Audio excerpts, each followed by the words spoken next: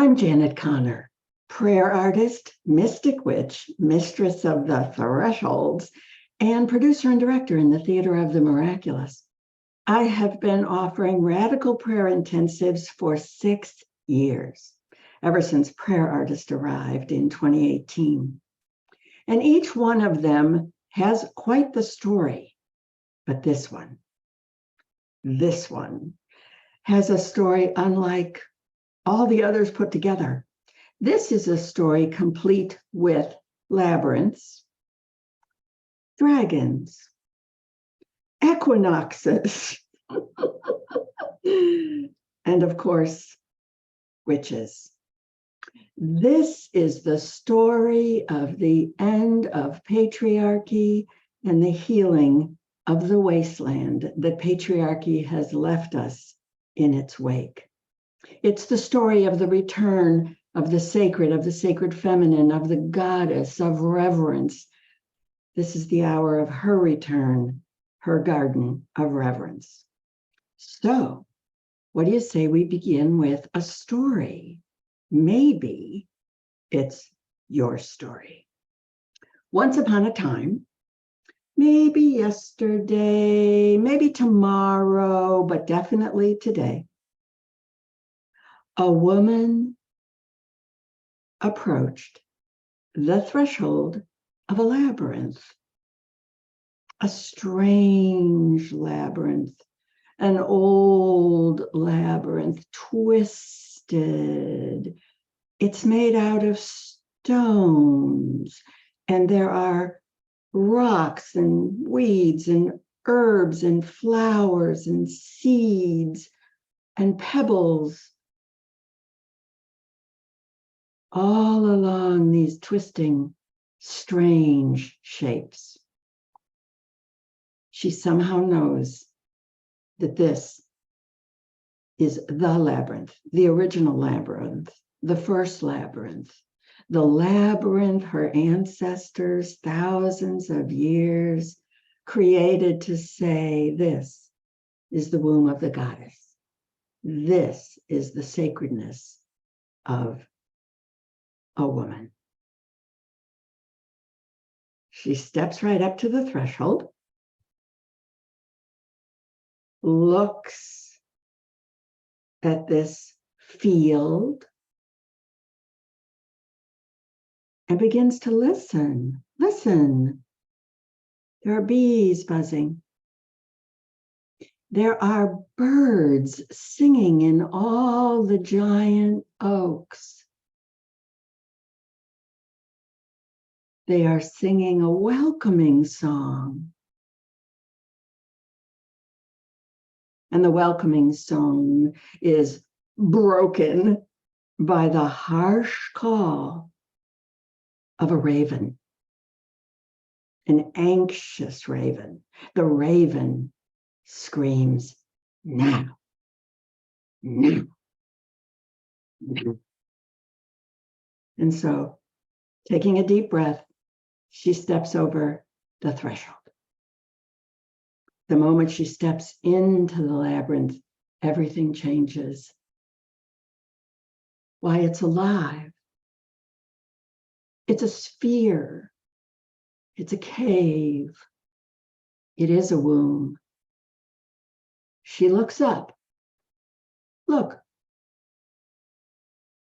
There's the moon. An exquisite little crescent moon, a beginning. And over there, the sun. Wait a second. The sun and the moon together, she says, I know this place. I know this place. This is that mystical, magical land west of the moon and east of the sun. This is the home of Our Lady, Queen of Magicians. She takes one more step and realizes she's not alone. Everyone is here. All the ancestors, the people who created this sacred labyrinth thousands of years ago. Everyone who's ever walked it and especially the witches.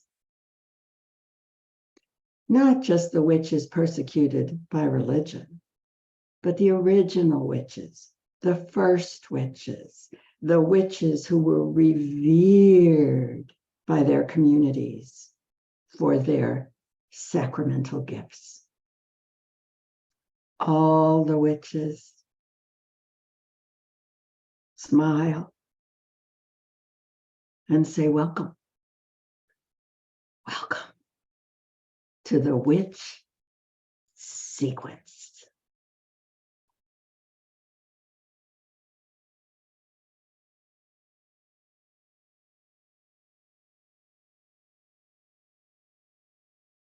The witch sequence was not Janet's idea.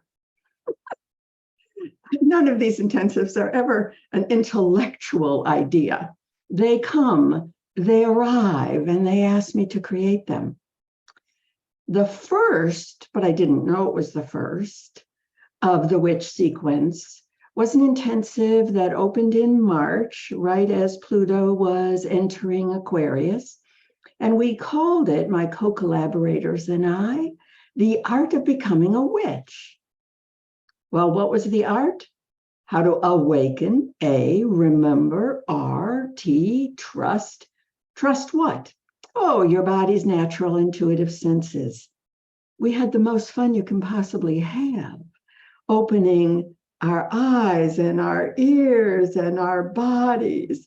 In the middle of that intensive, as my intuition, which is already pretty spectacular, was exploding into a whole new sphere, I found myself needing, and I didn't know why, to reread this magnificent book on labyrinths by Sig Lonergan. On page 4, I could not stop staring at this pinpoint drawing by Jeff Soward. He let me know just the other day that it actually might be graffiti on a temple. Probably he thought in the Roman period in Egypt. And I could not stop diving and diving and diving into this labyrinth. This is the first labyrinth. In the middle there, you're seeing one of the first, if not the first, carvings of a labyrinth in Sardinia. In both a photograph and the black and white helps us see the seed pattern a little better. Why was I obsessed with this labyrinth? Cynthia Bourgeault really answers that question in a very strange book, The Holy Trinity and the Law of Three.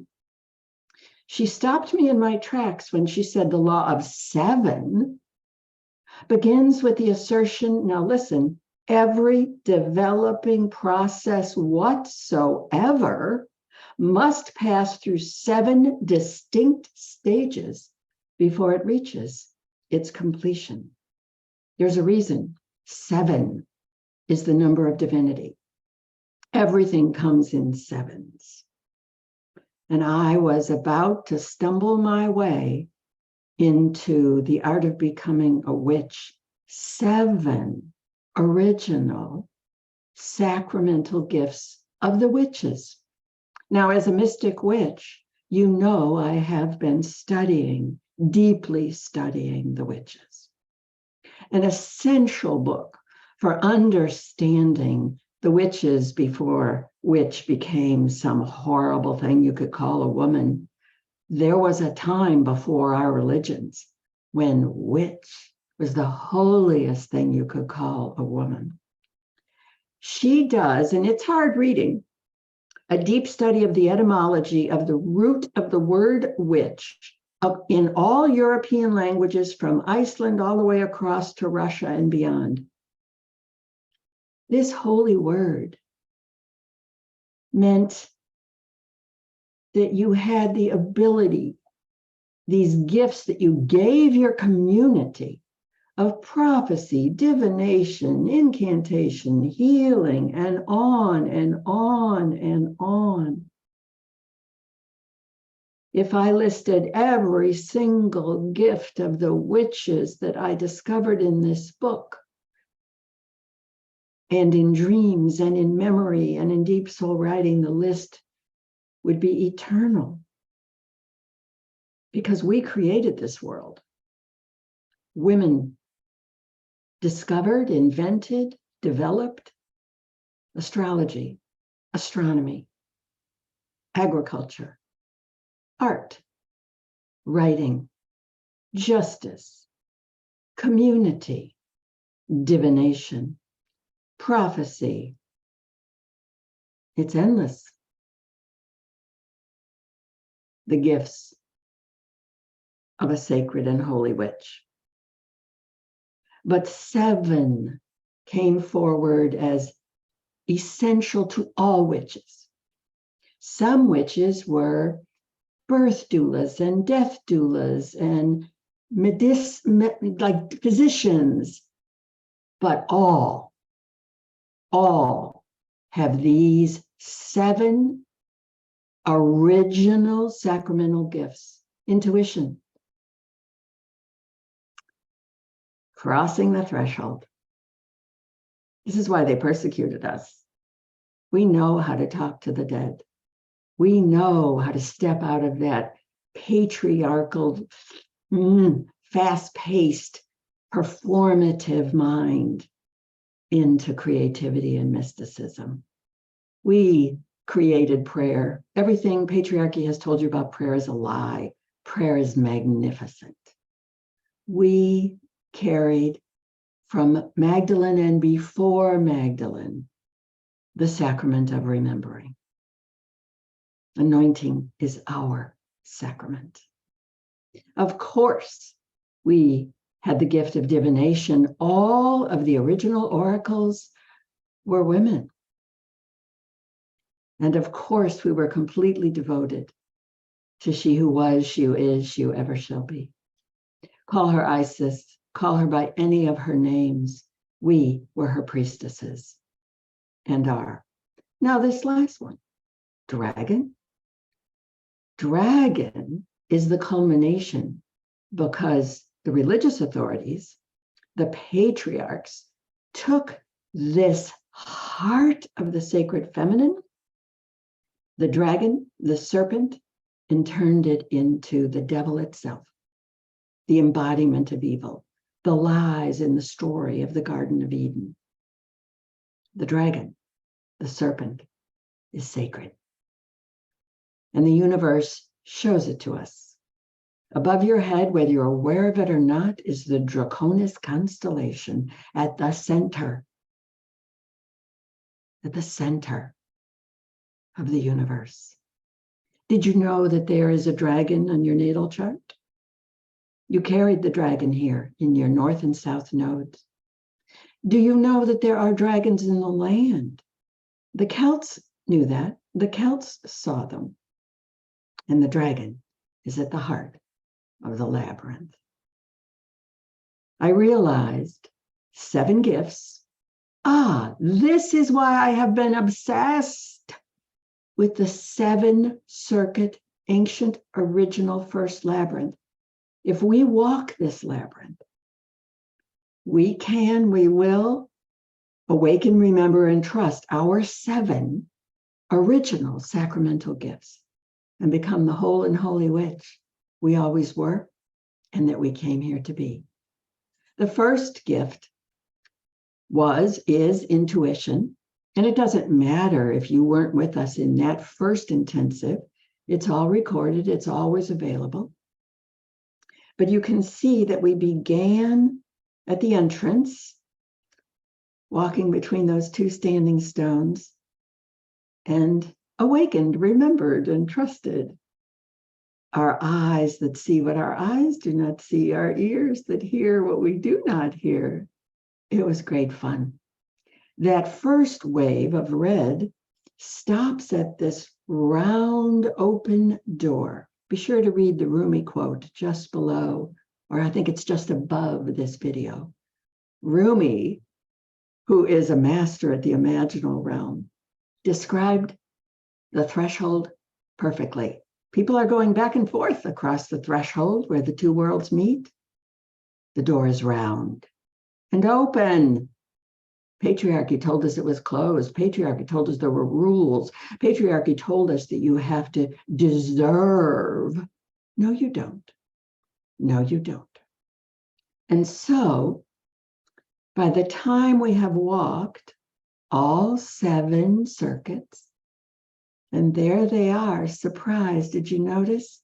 They match. I was shocked when I made this realization.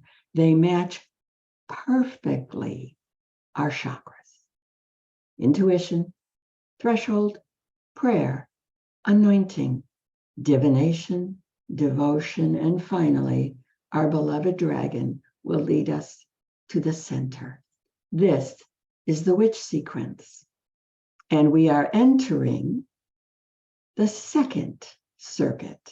To awaken, remember, and trust, every single one of us has the ability to drop into and stay in mystical theta. I didn't know it, but I became quite a mistress of the thresholds of mystical theta. I had no idea. I had been deep soul writing for 10 years before I learned from 2 people that I interviewed for this beautiful book, Writing Down Your Soul.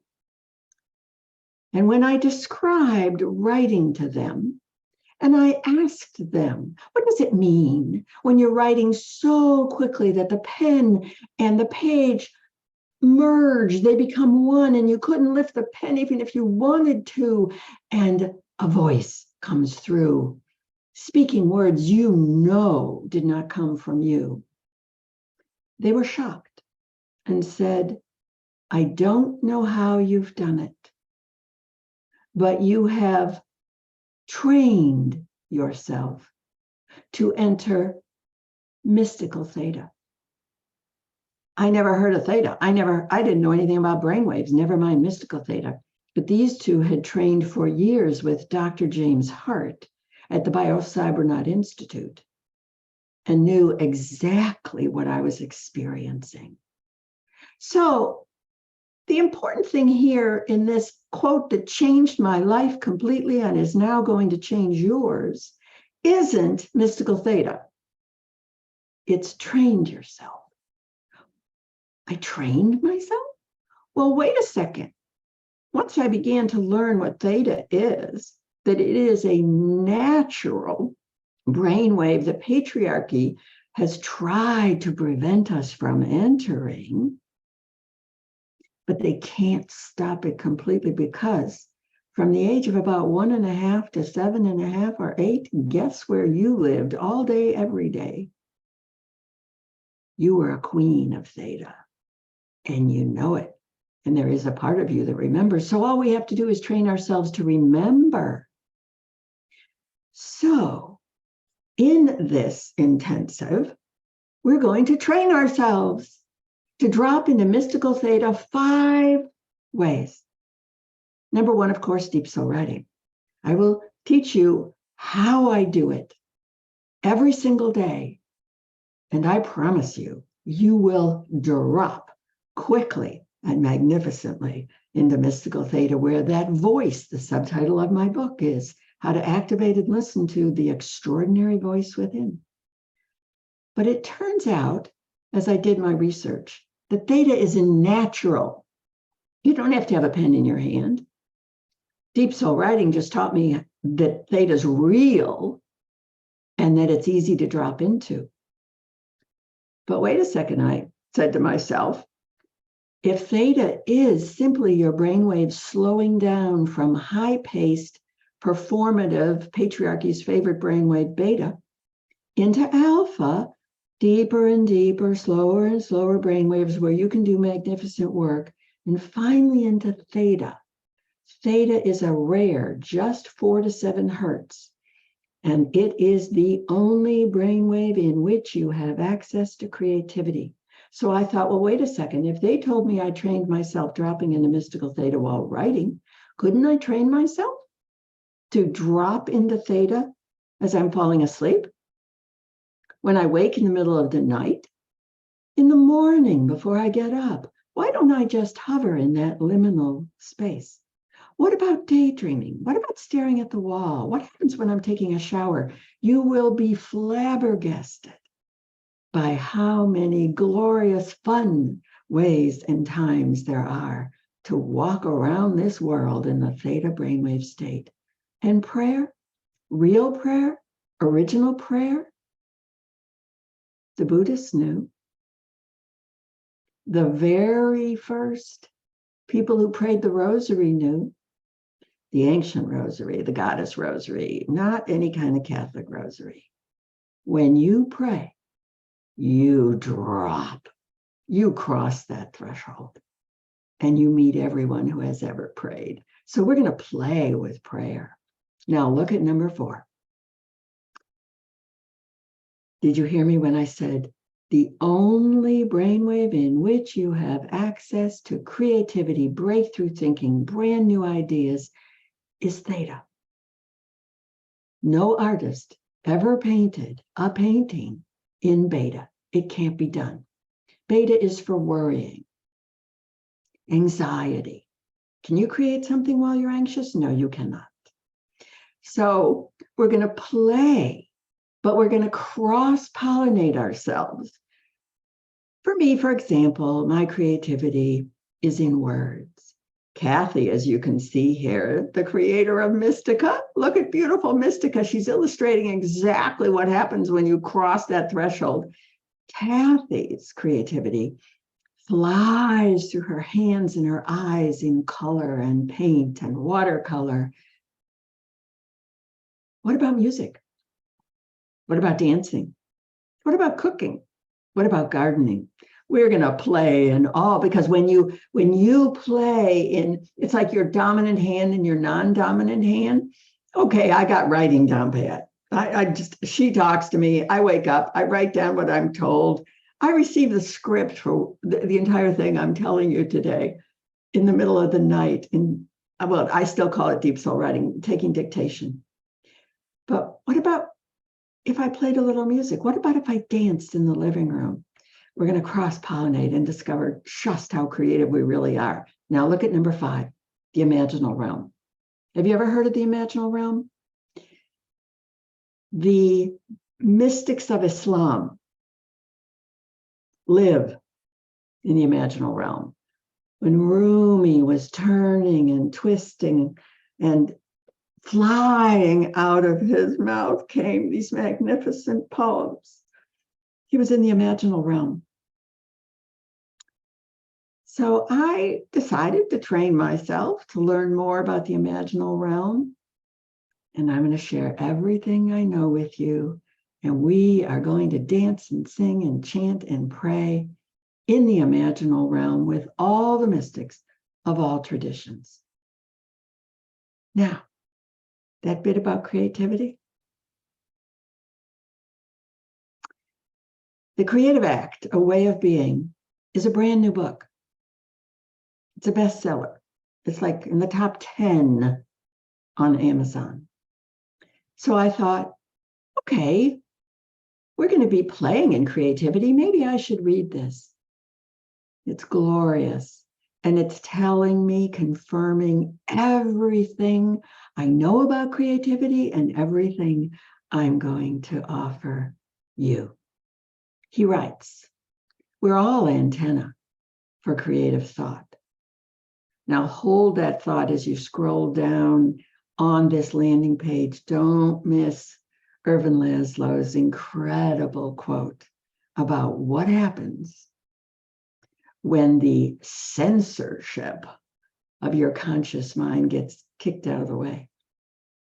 Now listen to what he says. Rick Rubin. This content does not come from inside us. This is why you can't fret your way into writing. You can't force yourself. You can't worry about your next event, your next speech, your next painting, your next song, because it's not in there. The source is out there.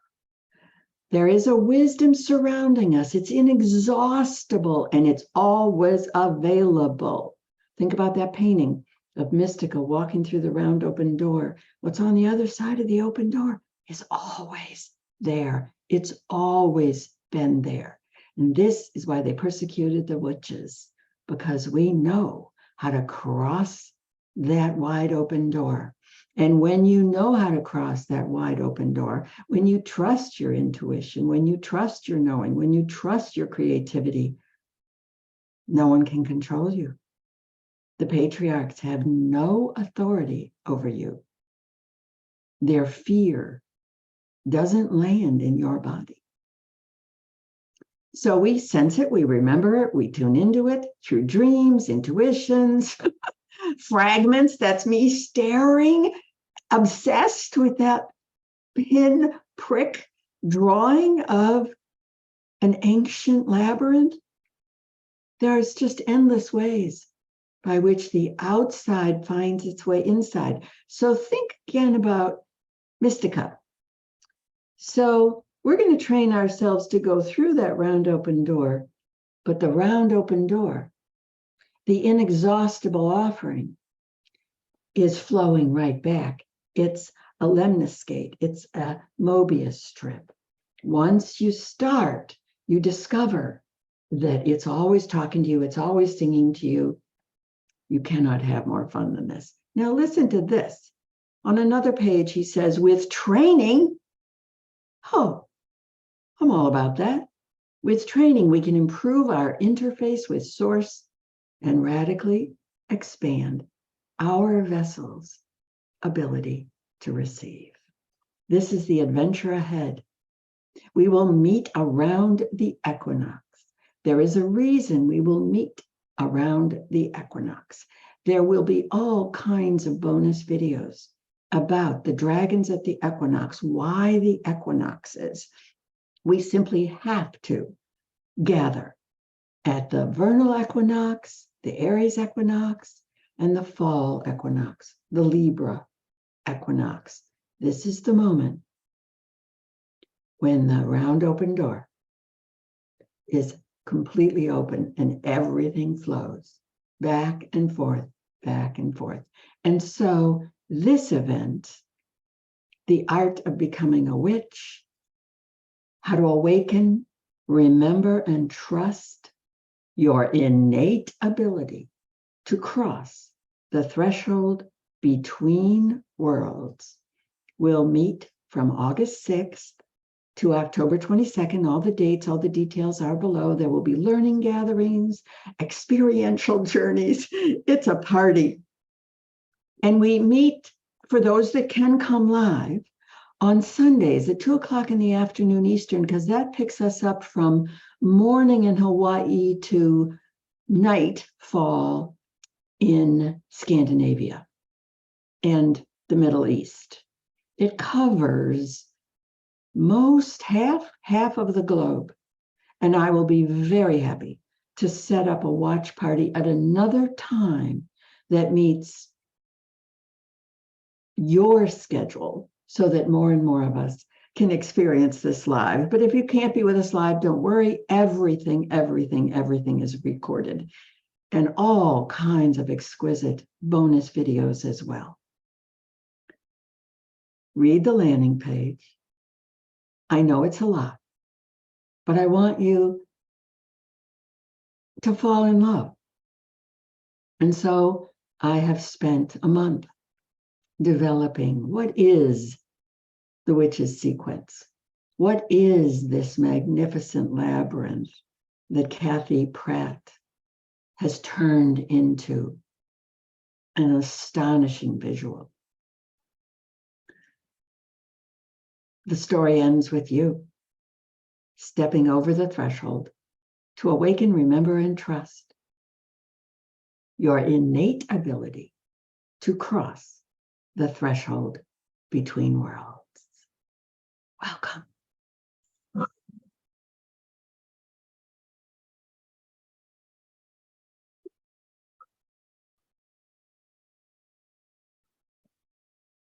Is he not just the cutest thing? That's Mistos the Raven.